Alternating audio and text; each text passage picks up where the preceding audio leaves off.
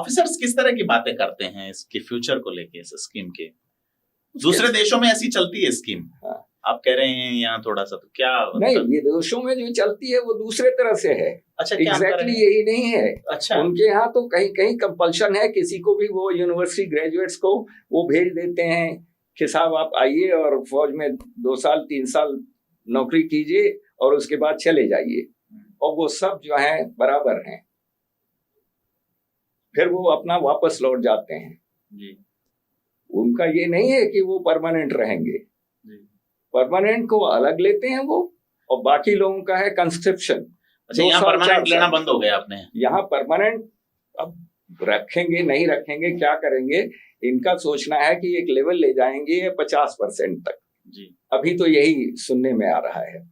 अच्छा, दूसरी चीज जो दूसरा इनका आर्गुमेंट है, जो कुछ आर्गुमेंट क्या इन्होंने फेवर में बोला कि साहब हम यंग लेंगे, हेल्दी लेंगे और जो है टेक सेवी लेंगे, और 4 साल बाद जब ये चले जाएंगे इतने लोग, तो हम पेंशन भी इनकी नहीं है, तो पेंशन का पैसा जो बचेगा, इतने लोगों को हमको फौज में लेना है, 50-60 हजार जो भी हर साल लेते हैं उनको पेंशन देना है।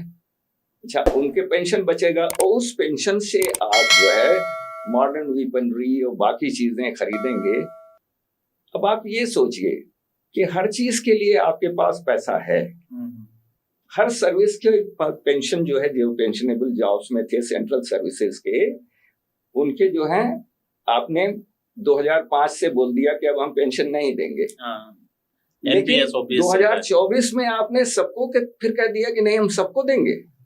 उन सबको मतलब उस डिसीजन को आपने रिवर्स कर दिया। ऑल सेंट्रल सर्विसेज मतलब IAS, IPS, IFS and allied services जो हैं सेंट्रल सर्विसेज की, जो UPSC से, उन सबको अब पेंशन मिलेगी। तो मैं ये समझ लूं कि यहाँ अभी भी व्यवस्थाओं में दो भारत हैं। हाँ, एक वो भारत है जो मतलब। अच्छा, दूसरा मजेदार चीज ये है, आप देखिए, अगर आप सेंट्रल सर्विस से हैं और आप असेंबली में घुस गए, तो आपको पेंशन किसकी मिलेगी जब असेंबली का आप छोड़ेंगे? आपको बराबर आपकी पेंशन मिल रही है, जो भी आप डिफेंस में हैं तो पेंशन आपको मिल रही है। मान लीजिए डिफेंस से ही मैं ही हूँ, तो मेरे को पेंशन मेरी मिलेगी और MLA की भी पेंशन मिलेगी। अगर मैं MP हो गया तो पेंशन मेरी मिलेगी, MLA की भी मिलेगी, MP की भी मिलेगी, और जितनी दफे आप होंगे हमारी पेंशन बढ़ती जाएगी। और राज्यसभा में रहा तो राज्यसभा की अलग मिलेगी, MLA विधानसभा में रहा विधानसभा की अलग, विधानमंडल की अलग।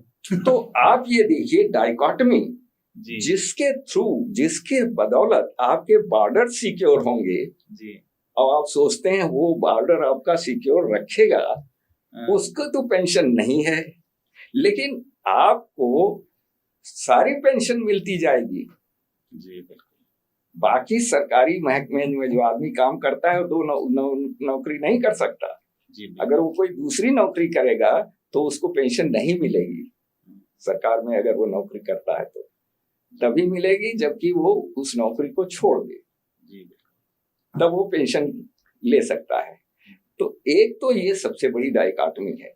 इतने लेजिस्लेचर्स हैं, इतने MLA MP हैं जो कि रह चुके हैं, वो सब पेंशन ले रहे हैं। पूरे कंट्री का अगर आप जोड़ लीजिए तो it's a bigger number and much bigger mass than Agniveer.